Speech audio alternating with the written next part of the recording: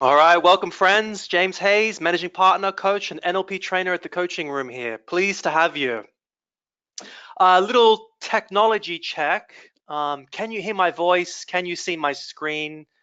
Just pop a little something in the chat box just so I know that you're there and it's all working.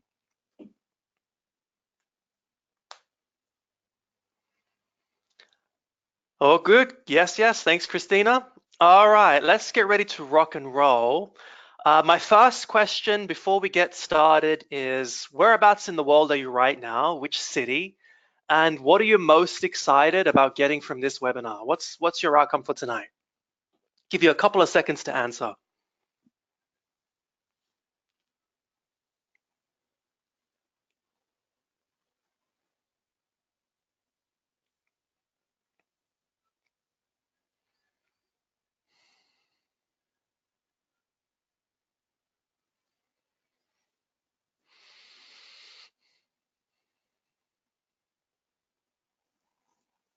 All right, excellent. Thanks, Christina. Learning what is involved in NLP, learning what the coaching room has to offer. Yvette, Australia, interested in learning what NLP is. Manuela, Australia, what is the benefits to completing an NLP course? Very cool. Lynn, looking to understand what NLP is all about. Excellent, guys, you're in the right place. Let's get started. We've got the next hour together. So first question, right? Am I in the right place? Now, if you've ever looked at yourself and wished that maybe you could show up a little bit differently in life, not be a different person or anything, but maybe show up, I don't know, more confident or relaxed or convincing, or maybe playful, or maybe just being the kind of person who follows through and doesn't procrastinate.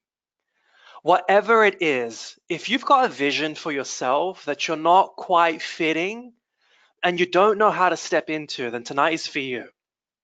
If you've ever had a troublesome experience with your emotions, or sometimes a bit of a troublesome relationship with that voice in your head, the one that doubts, the one that criticizes, the one that says you should definitely go for that job, that thing, that conversation, but at the same time, it's the voice critiquing you along the way and saying you should have done better, you could have done better, and all the other kinds of nonsense that it fills your head up with and holds you back from living a much bolder life, then tonight is for you. If you've ever struggled communicating with others, like maybe your boss or your staff, could even be your loved ones, and you experience like you're trying to say one thing, but they're hearing something else, then tonight is for you.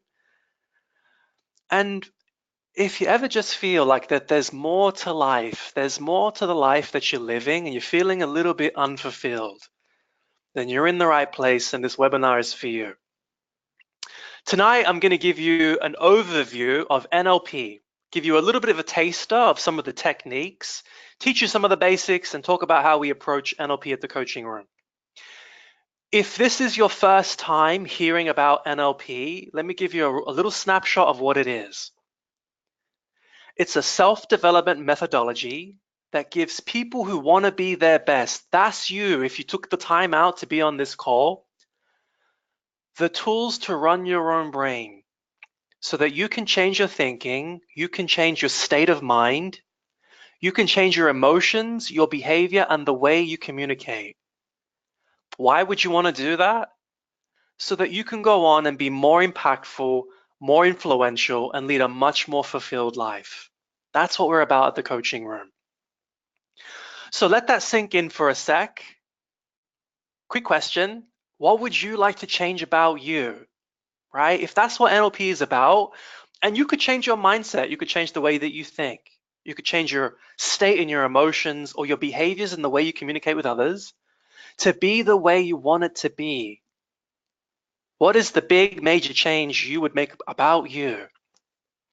Take a couple of seconds, jot your answers down either in the chat box, or if you're listening to this as a recording, just make a little note for yourself on a piece of paper.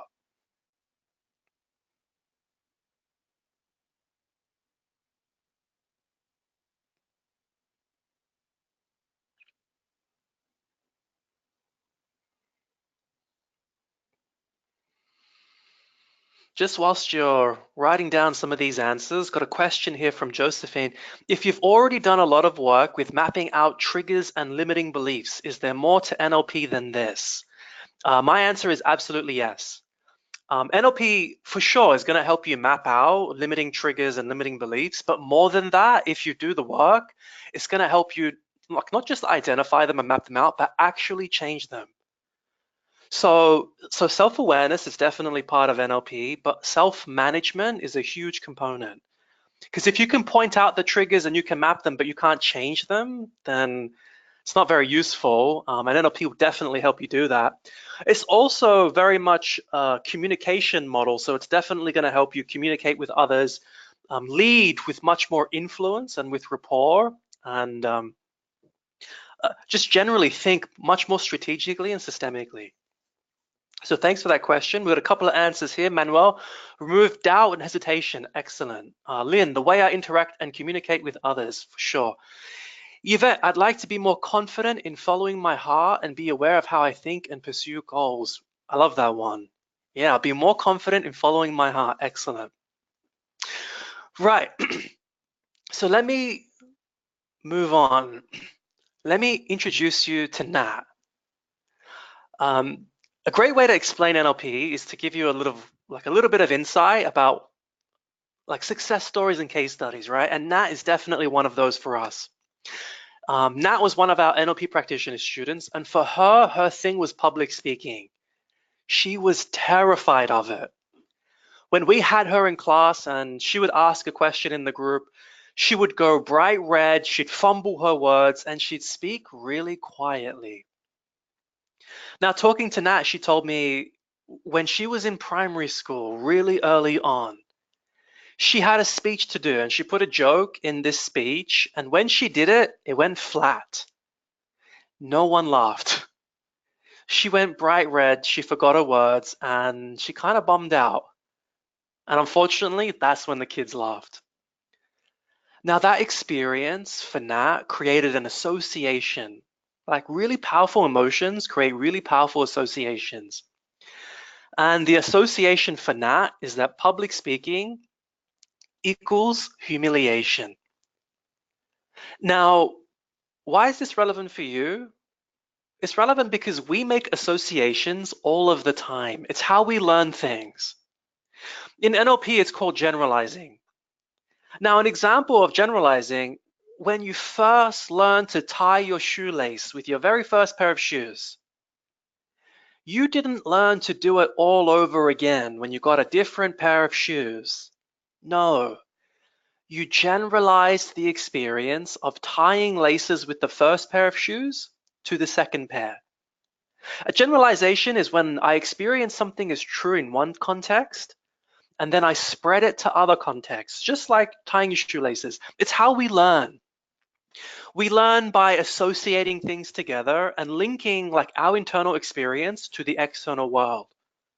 So in the case of Nat, for example, she did experience like a really like humiliating experience. You know, for a young child, that was a humiliating experience. Well, that becomes a generalized learning. For Nat, it's not just that situation was humiliating, it becomes that whole context is humiliating. Public speaking itself is humiliating. And sometimes all it takes is one event to create a really powerful association that we just generalize in our lives is true. And it could be 35, 40 years later, we are still living our lives as if that experience, that one point in time, is true.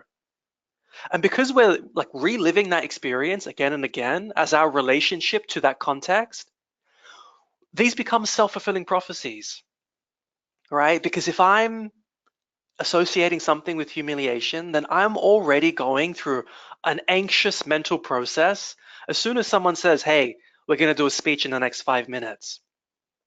And so more on that soon. Now, if you imagine being a little kid, feeling humiliated in front of your class, which at this point in your life may as well be the whole world, then that's going to create a really strong fear-based association with public speaking.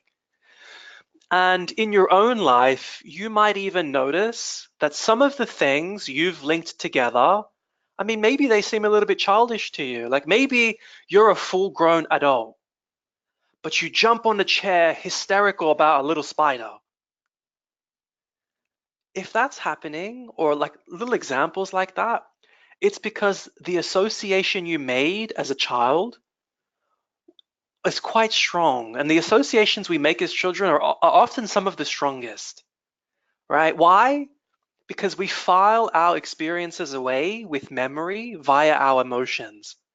The more like emotional an event, the easier it is for you to remember, which of course means the easier it is for you to generalize and associate. Let me give you a quick example. Do you remember where you were when you first found out about September 11 and the terrorist attacks way back a few years ago? Just take a second to remember that.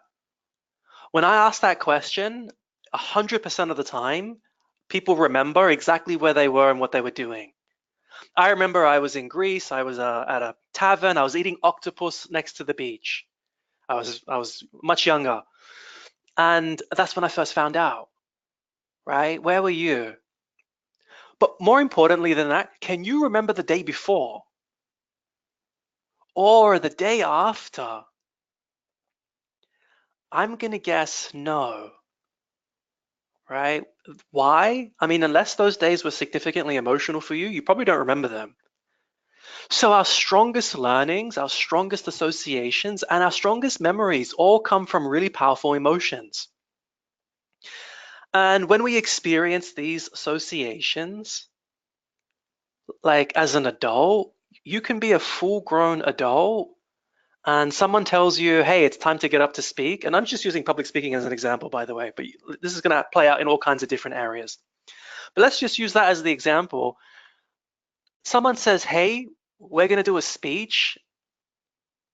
And now this experience starts to come back. Maybe there's a story inside your head that kicks in. Like, uh-oh, everyone's watching.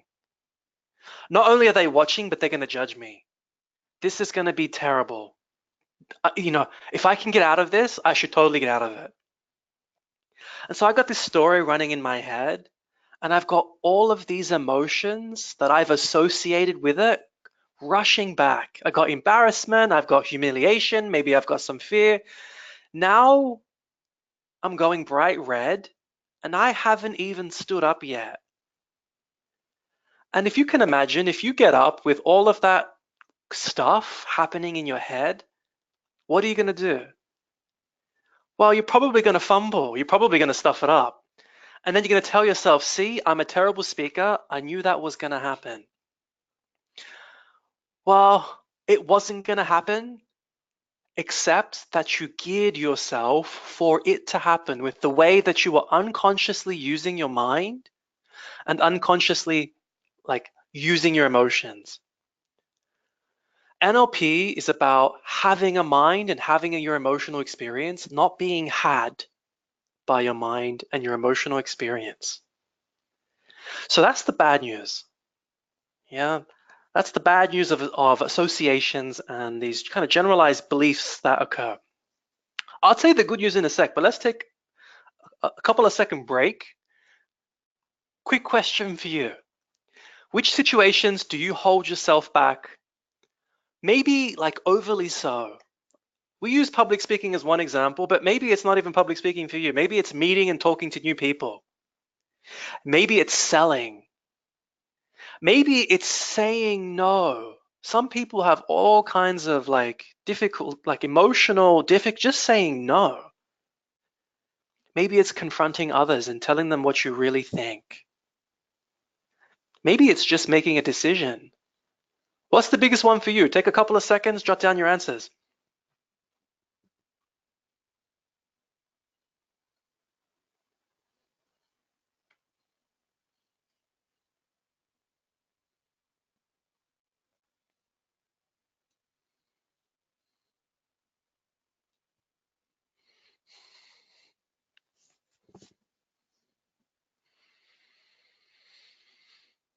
And by the way, as we go, if you come up with some questions that you want answered, and I don't answer them right away, what I'll do is at the end, I'll get to and I'll answer them at the end.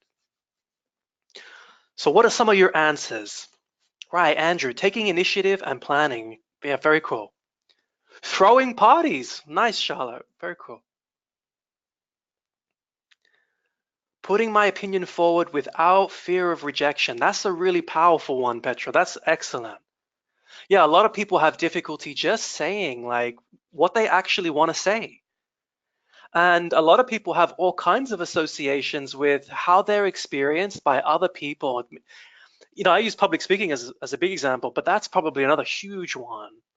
Like if you become really self-conscious about what other people might think about you or might think about what you have to say, then that is definitely like a learning.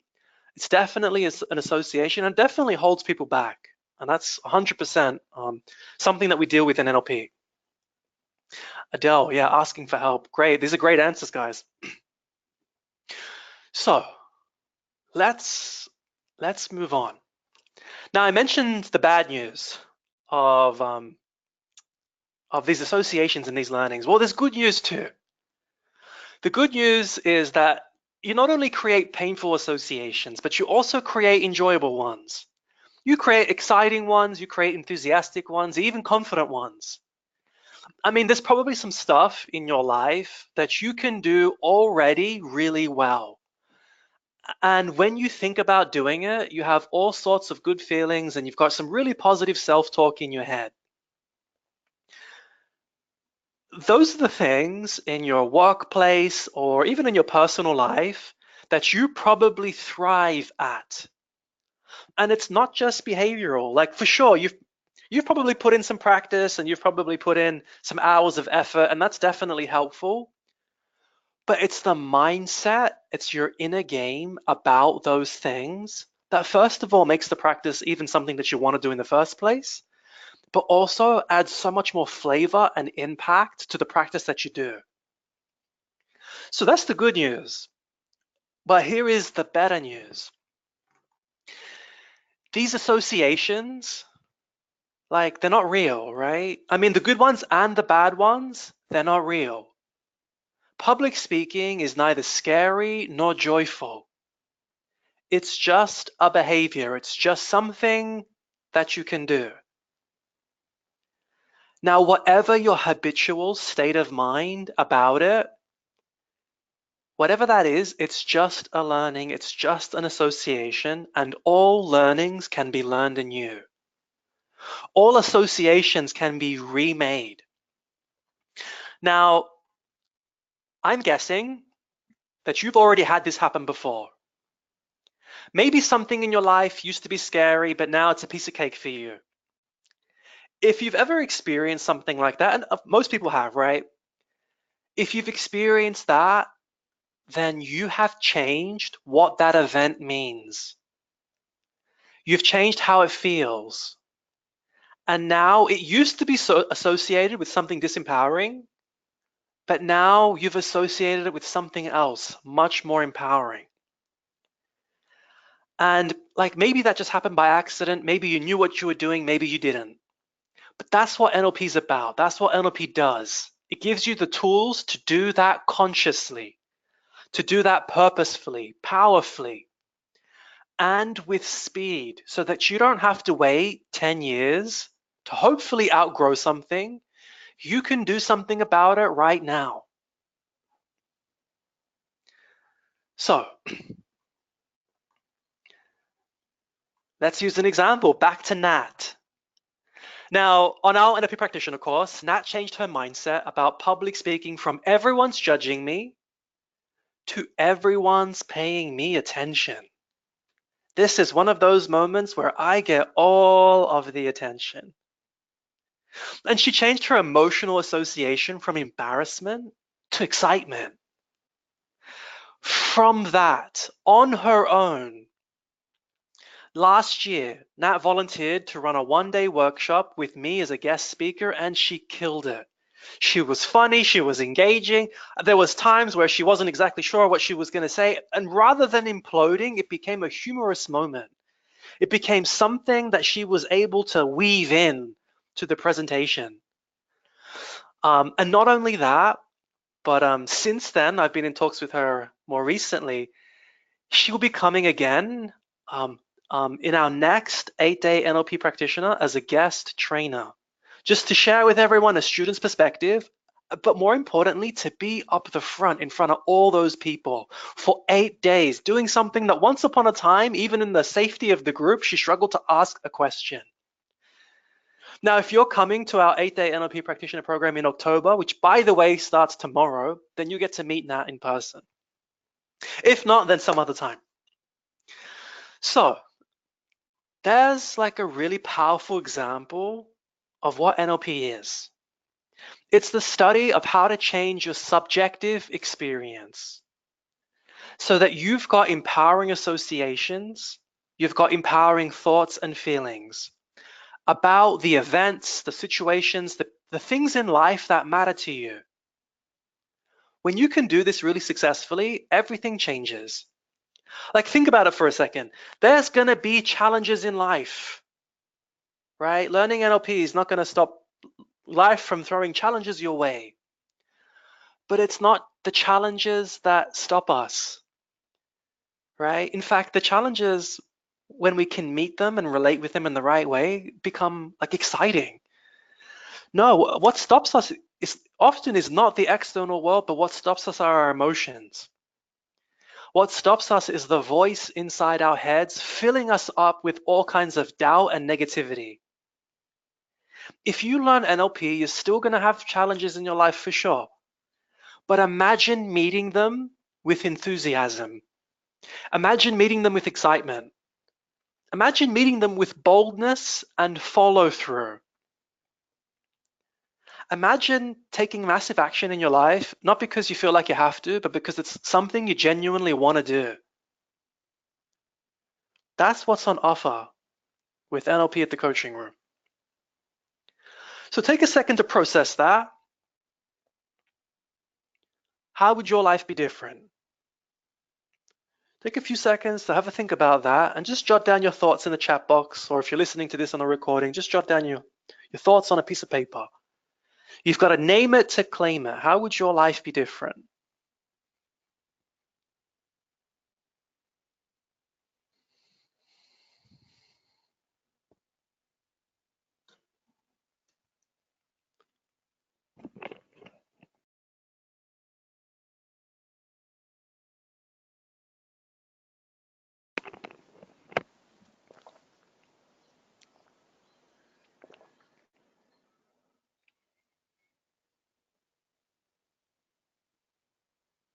For me, one of the big things that changed when I learned NLP, I would get shy about speaking to new people.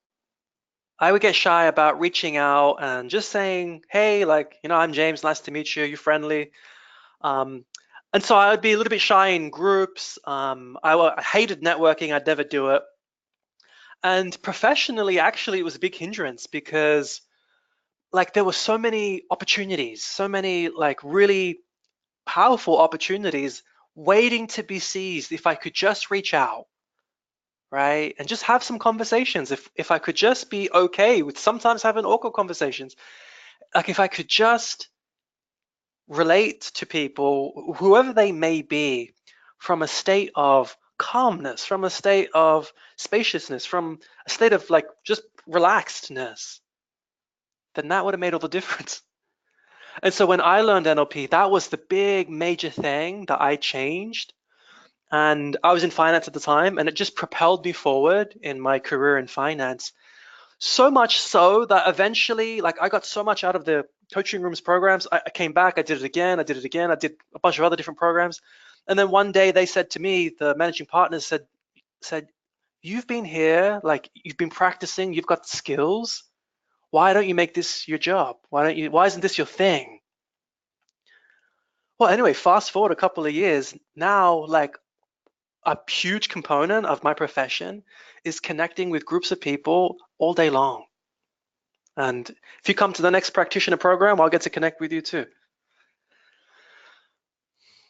And so just note down for you. All right. Patrick's also shared, I'd be on the world stage and I'd be on TV speaking to inspire. Now, that's amazing. I would trust that I have what it takes and that I can have what I want. That's also very powerful. Very good. All right, let's move on. So now, of course, I've been talking about the success of NLP and so on. Now, you can be successful without NLP, for sure, and plenty of people are.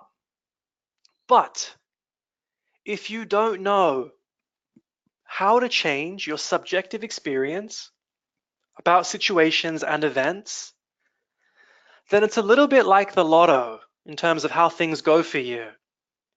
Because unless you had incredible parenting and a first-class upbringing, then you've probably ended up with a bit of a mixed bag in terms of your conditioning.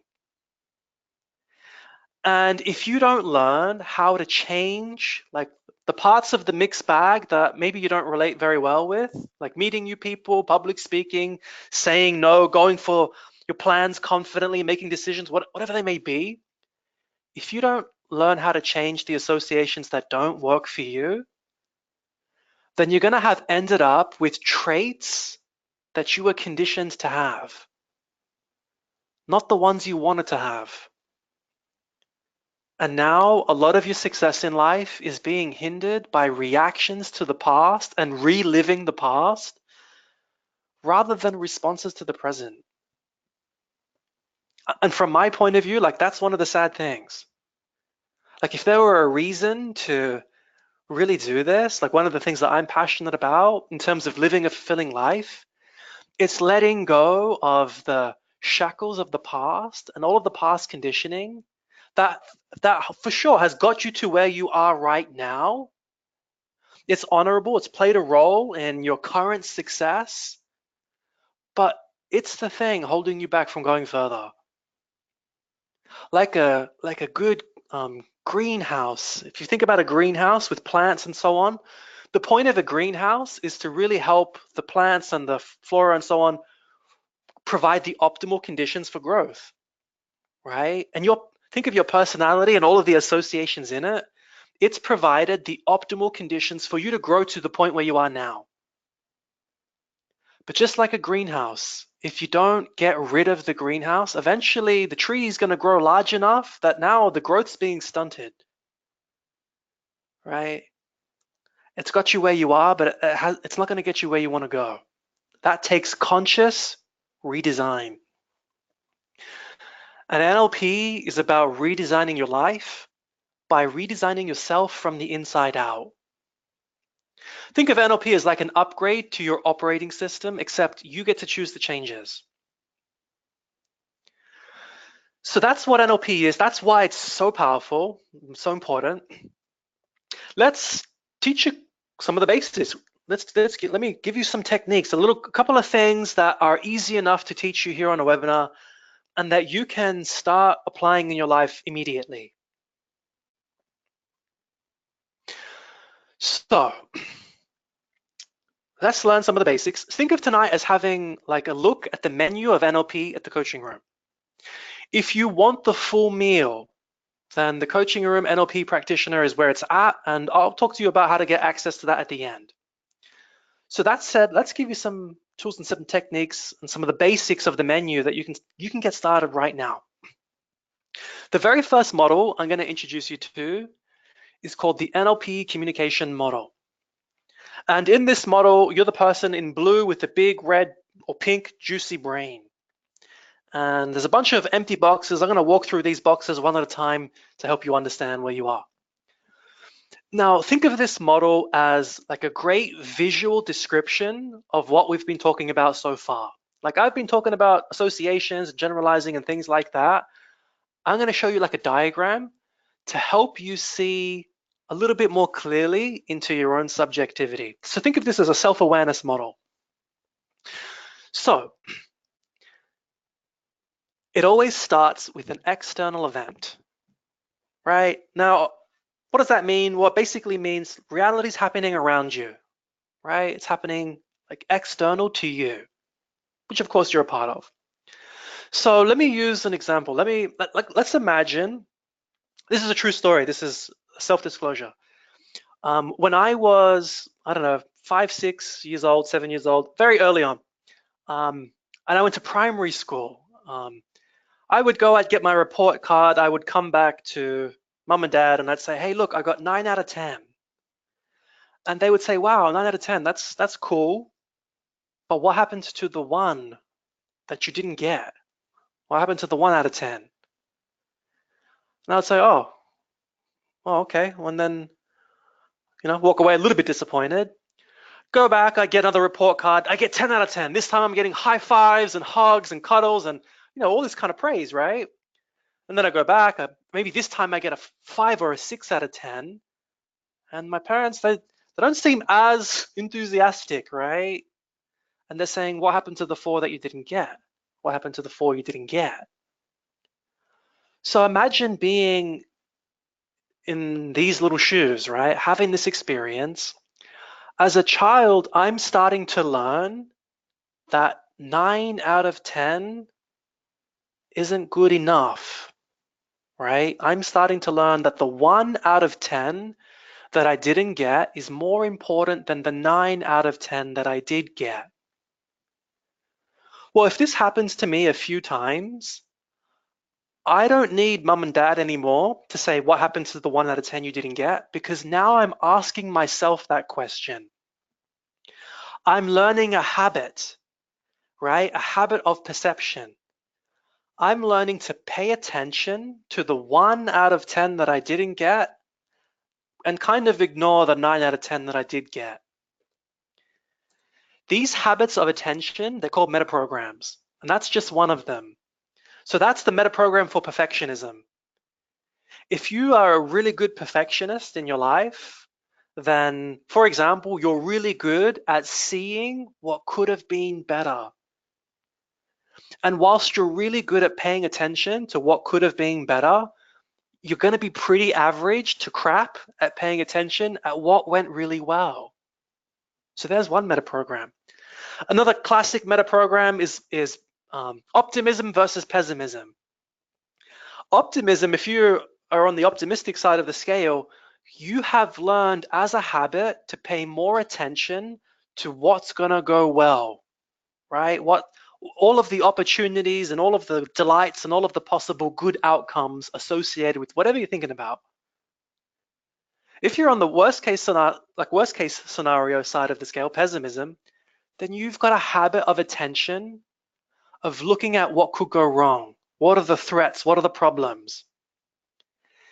These metaprograms, they're like, imagine putting on glasses and then forgetting you ever put the glasses on.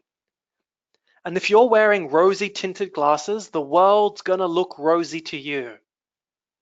It's not actually rosy, it's you've just got this habit of attention. All personality profilers, these are all looking at habits of attention. So metaprograms is like the DNA of your personality. Now the key thing here is it's not actually, look, your personality is not actually who you are. It's just a habit. It's just a habit of attention, right? And the things that you're really good at paying attention at are going to be your greatest strengths. Like maybe you're really good at risk assessment, right? And if you're a worst case scenario kind of person, risk assessment is your game.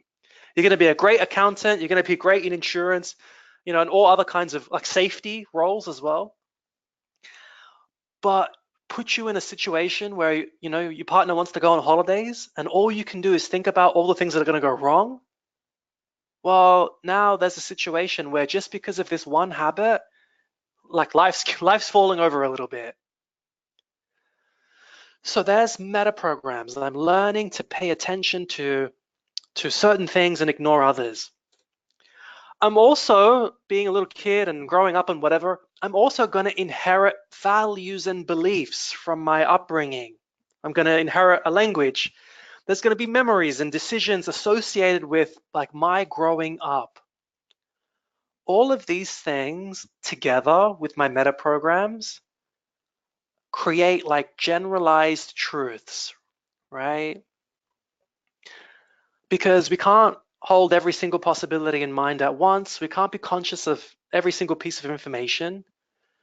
So we naturally generalize what's true, and we delete and distort things that contradict how we think and feel. So for example, let's look at public speaking, because that's an example we've been using.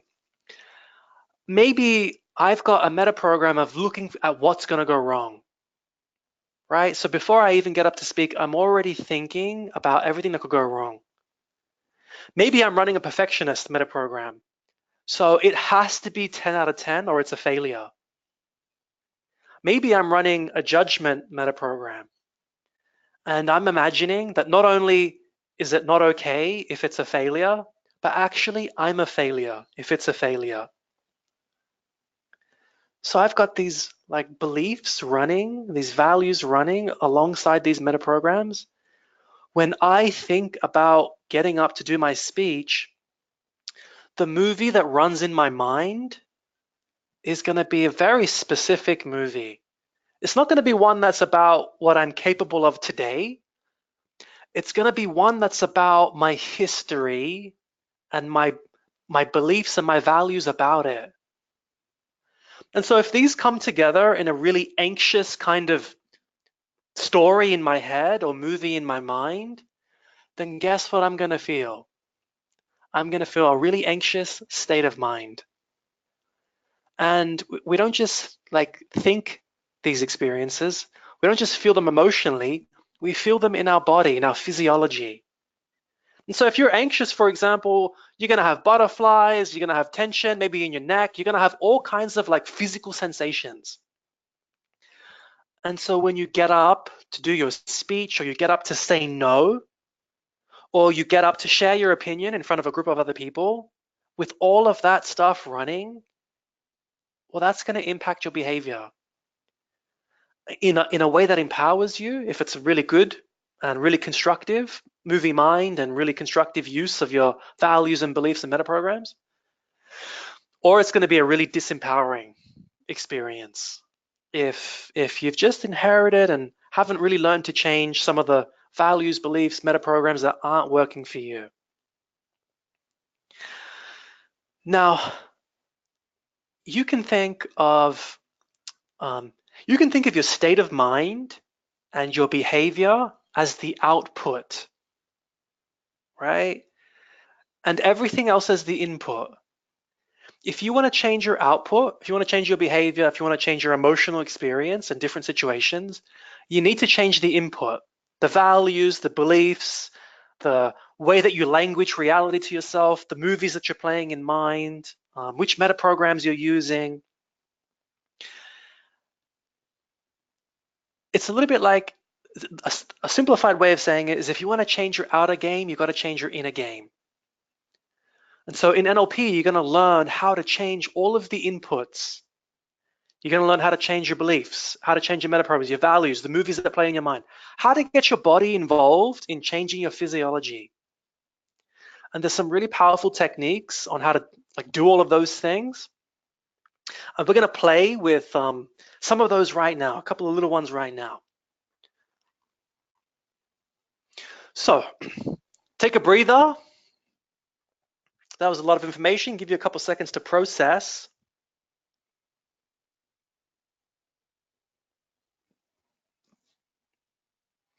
Pour myself a glass of water. Don't mind me.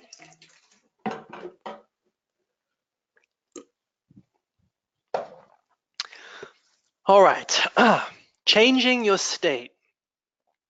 One of the foundational competencies of NLP is being able to change your state. Now, what is state? It's just shorthand for state of mind. You can think of it as your mindset plus your body plus your emotions equals your state.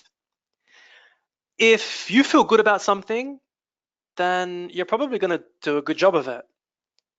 And not only are you going to do a good job of it, but you're actually probably going to do it in the first place. And you're going to do it a lot more powerfully than if you're afraid, nervous, angry, or some other like inhibiting emotion. Why? Well, think about that for a second. What is the biggest determinant on how your life goes?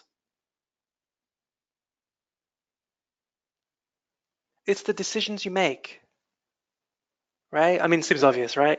Of all of the things that you control, right? Not the things you don't control, but of the things you control, what has the biggest determinant on how your life goes is the decisions you make. Well, what's the biggest influence on your decisions? That's going to be your state. Think about it. When you're overcome by greed, do all of your decisions change? Oh, of course, casinos are built on this.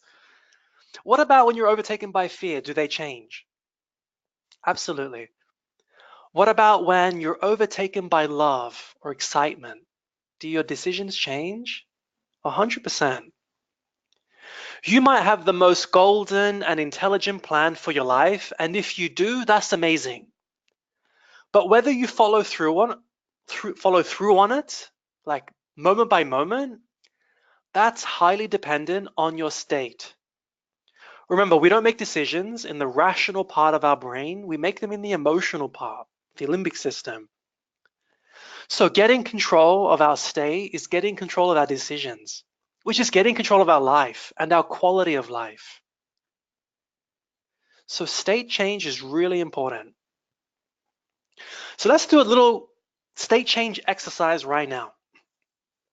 Go ahead, take a second and just jot down on the chat box or on a piece of paper a number out of 10.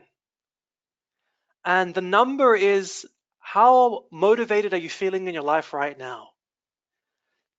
If you put the number 10, that's like you are as motivated could be. If we looked up motivation in the dictionary, we would see your face. 1 being like you're wondering to yourself why you even get up out of bed in the morning, right? 1 to 10. Doesn't even matter what number it is. We just want to benchmark. So just put down a number between 1 and 10. All right, cool. Got a couple of numbers here. 4, Andrew. 6, Petra. Manuel. 7, 4. With coffee, a 7. That's that's good. I agree with that one. So just notice like whatever the number is that you've put down. Now, just take a second and close your eyes. We're going to go through just a little process with your movie mind. Harmless process with your movie mind. So wherever you are, sit back, relax, get comfortable, close your eyes if you can. Don't do that if you're driving, but if you're not, definitely go ahead. And just notice how you're feeling. Just notice how motivated you feel, whatever your number was. And start to imagine, what would your most motivated self, what would that look like? What would that feel like? What would you sound like? And go crazy, like what's the utopian ideal? Really imagine it. See on your inside the most motivated you. Notice what he or she says, talks like, feels like, looks like. And really get into it. What kind of things would you say inside your head if you were at peak motivation? Go ahead and say those things on the inside right now. How would you be sitting if you were at peak motivation right now? Maybe you'd square your shoulders, maybe you'd have a look of determination on your face. I don't know, what would it be for you? Whatever you come up with, sit like that now. Yeah, put your body into that position now. And as you get your body involved, and as you start to think of the motivating things you would say if you were at 10 out of 10 motivation right now, notice how it changes things for you. If you can feel motivation in one part of your body, just allow it to spread to other parts of your body. If there's colors associated with motivation, make them really bright and vibrant. If there's sounds, really turn up the volume. If there's feelings, like really feel the feelings. Have you ever felt more motivated than you feel right now? Breathing in motivation. Now, whether you have or you haven't, open your eyes, go ahead, and just put down, what is the number now? Out of 10 right now, what is the number out of 10 you're feeling in terms of motivation right now?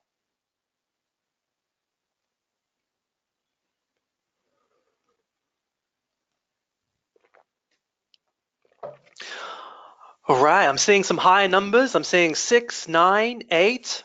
Yeah. Now, following this process by changing your moving mind and changing your physiology is going to change your state. It's going to change that number. Notice how it's a different number.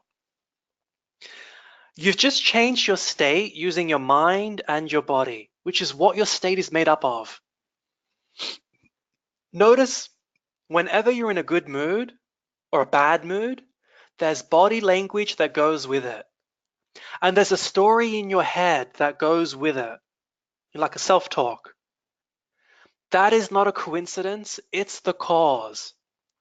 The only difference between what you typically feel and what you did just then, and of course just then was a little micro snapshot, right? But the only difference at a more global level is typically you've got a habitual story running in your mind and a habitual body language that goes with it, which is why it's so consistent. It's a habit, it's a habitual association. If you want to change your experience, like in a more permanent way, I mean, those are the ingredients to use, but now we just got to change the habit of how you're using them. So let's translate that really quickly. Well, let's translate that into some habit change for you. I'm going to bring what you've just learned into a technique called a pattern interrupt. Now, a pattern interrupt is something that allows us to interrupt a habit and insert something new inside. Now, remember, your negative associations, they're just a story, they're just a movie in your mind. So we want to interrupt some of the habitual stories and movies that are running in your mind. This particular pattern interrupt that I'm going to share with you tonight is from a gentleman in the US called Cesar Rodriguez. I heard him use it and I really liked it, so I'm going to share it with you. And there's all kinds of different ones. Now, he uses this in the context of cold calling or cold approaching strangers, because that's part of his business. He's got this whole like sales business. But you can use this for anything that frightens you. And for a lot of people, like the association of cold calling or cold approaching strangers is really scary. They see an opportunity and the mind starts vomiting all kinds of story about why you shouldn't do it. They're going to reject me. They're probably busy right now. I don't want to bother them. They might think I'm being rude, and so on and so on. The body gets all tight and contracted. They start feeling a state of fear. As soon as that starts running, bam, snap, right? Do something crazy. Maybe clap your hands once really loud, click your fingers, do a star jump. It doesn't even matter. Do something or say something that jolts you. Like imagine you're just having a conversation with someone and I come up behind you and I'm like, stop, really loud. It's going to interrupt you, right? It's going to interrupt your train of thought. It's going to, like, you're going to get confused for a second. And that little moment of disorientation is what we want, right? We're scrambling the movie. As soon as the kind of unresourceful story starts running inside your head about making a decision or whatever it is, we want to do something that interrupts it. And in the moments of silence immediately preceding, ask yourself a new question. Your mind cannot do two things at once. It can't spew self-doubt all over you while simultaneously answering a question. It can only do one thing at a time. So, one of the fastest ways to change how you're thinking is just to change the question you're asking yourself on the inside. Now, the question that Cesar asks is, what would I do if I was 10 times bolder? What would you do if you were 10 times bolder? Notice that if you ask your mind a question, it immediately starts looking for an answer. Now there's a new movie playing in your mind of what you would look like, what you'd feel like, what you'd sound like. What would you do differently if you were 10 times bolder? Does this sound familiar? Because it should. Because guess what we're doing right now? We're changing state. Really get your body into it, really get your mind into it, and immediately go and do whatever it was that you came up with. Every time you encounter this situation, bam, snap, pattern, interrupt. What would I do if I was 10 times bolder? Go and do it. Now, it doesn't even actually matter what the outcome of the question is. It doesn't even matter what you do. It's not about the outcome. It's about the association you're building. In this case, you're building an association of boldness and confidence. You're reprogramming the habit from timidity to boldness. And the more you do it, the stronger that association is going to become. Now, of course, you may not get the exact outcome you wanted from that specific situation, but are you going to get better results in the long term from being bolder and more confident in that context? Absolutely, 100%. So, let's pause there. If you were to start using this simple NLP technique in your life right now, what difference would it make? Take a couple of seconds to just jot down some of the answers for yourself. A great question from Petra. Can we use an affirmation after the interruption? You totally can. However, I would turn the affirmation into a question. It's just the way that the brain works. If you ask yourself a question, the brain will just, it's like, what would an elephant look like if it was purple with orange polka dots? As soon as I ask that question, your mind goes there. It's funny, right? Even if without trying. If we use statements instead of questions, we can still do that, but it's a little bit less powerful. Cool, Yvette, I would be free. I like it. Very nice.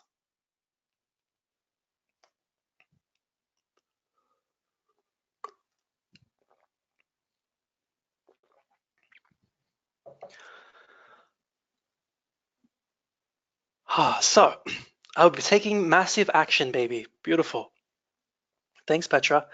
So everyone, take a big deep breath. Congratulations, you've just learned some very simple, very effective approaches to some of the fundamental competencies of NLP. Understanding yourself and changing your state. Now, like, this is just the tip of the iceberg. We're very limited in what we can teach and what we can show on a webinar, of course. And we haven't gone into how to use NLP to communicate with more influence and clarity, how to change other people's state, or some of the more advanced and powerful ways we can create peak performance states in a more permanent way really quickly. However, you have definitely learned some of the simple and effective keys to changing your habits. And these are things that if you start applying right now, I guarantee you'll get results. Now, the bad news. Let me tell you about some of the bigger challenges you're going to face from this webinar. You're going to be back at work tomorrow morning, the phone's going to start ringing, you're going to be swept back into your routine, and maybe you're going to forget a lot of what I've shared today. Life's going to get in the way, as it always does. Maybe right now you're excited, which is great, but tomorrow it's going to be just slightly interesting. On day 3, you'll be overwhelmed, and by day 4, you're probably going to have forgotten, and maybe nothing new will happen. If you want to make some serious changes in your life, come and check out our 8-day NLP practitioner. It's the vehicle to do that. Let me take a couple of minutes to share with you some details about that program. So when you're ready for that, you know kind of what it's about and whether or not it's right for you. So why do we run this program? The reason why we run our Meta NLP practitioner program, we kept seeing, and we include ourselves in this, people being held back, not by actual circumstances, but by the unnecessary struggle of all of the nonsense that's possible for it to go through a person's head. Our point of view is that living a fulfilling life, it's not about the circumstances happening around you. It's about what goes through your head, what goes through your heart, and then what goes through you with the actions you take. Your quality of life isn't about what you have. It's your state experience of the life you are living. And to be in control of your quality of life, the first things you need to fix are your mindset, your emotional associations, your beliefs, and then second, your behaviors and your relationships. This program will enable you to change how you think, how you feel, what you believe about yourself and the world, so that you can act more boldly in your life, have greater impact and influence, and connect on a much deeper level with others. How? Well, on this program, we focus on 4 main areas of content: understanding how you and other people think, changing yours and other people's mindset, and state and behaviors and habits, also communicating with influence and clarity, and getting better rapport and relationship with others. These are like the 4 main subject areas of our 8-day NLP practitioner program. In terms of how we deliver it, you're going to get access to 2 4-day parts, face-to-face, totaling 8 days together with a couple of weeks break in between each part. Usually we run from Thursday, Friday, Saturday, Sunday, a couple of weeks break, and then we do Thursday, Friday, Saturday, Sunday again. So you're doing your whole 8 days over 2 parts, and most of it's on the weekend. So, usually that helps with work and so on. Once you've done the program, as part of our community, you get free revisits to any NLP practitioner we're running in Sydney, Melbourne, or Hobart. And we run a part 1 or a part 2 of NLP Prac every single month, which means if you wanted to, and some people definitely do this, but if you wanted to, you could come back and revisit NLP Prac again and again and again, like 12 times a year, if you wanted to. Of course, you don't have to. As part of the program, you also get the entire NLP practitioner program online. I've created an online version of the entire content, all of the demonstrations, all of the patterns and techniques. You can fast forward, slow motion, rewind, all of those different things to really round out your learning, face-to-face and at home. We've got a really engaged community, at least 1,000 kind of active members. And we run monthly practice groups each month in Newtown here in Sydney, and there's a couple of places in Melbourne that we do it as well.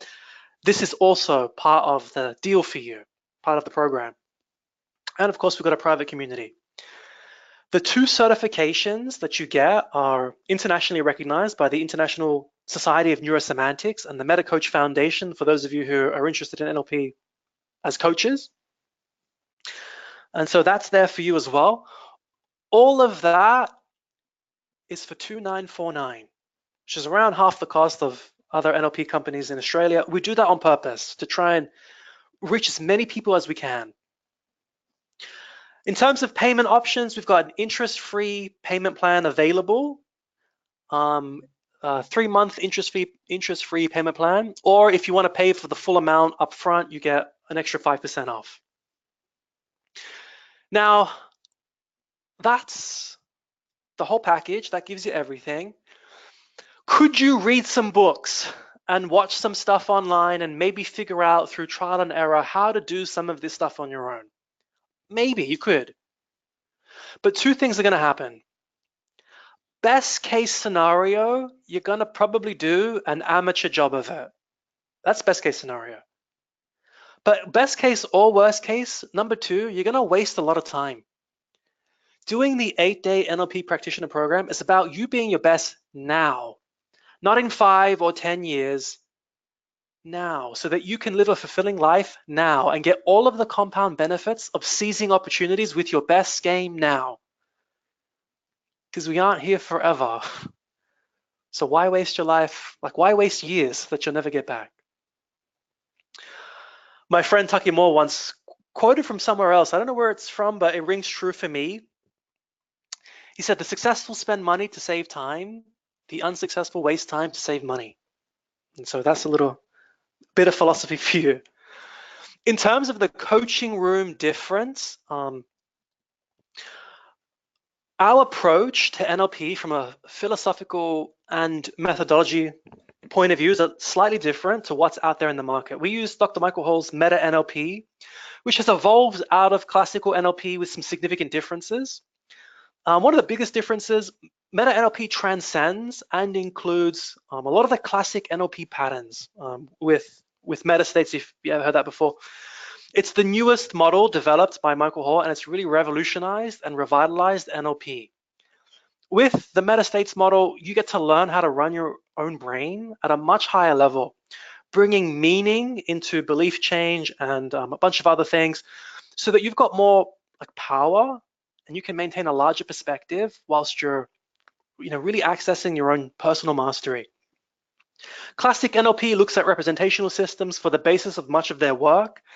Meta NLP brings in and includes meaning making, so that you can not only change the movie that's playing in your mind, but you can change the way that you speak to yourself about it and all of the different things you think about it, enabling much more leverage and a much more efficient approach to change.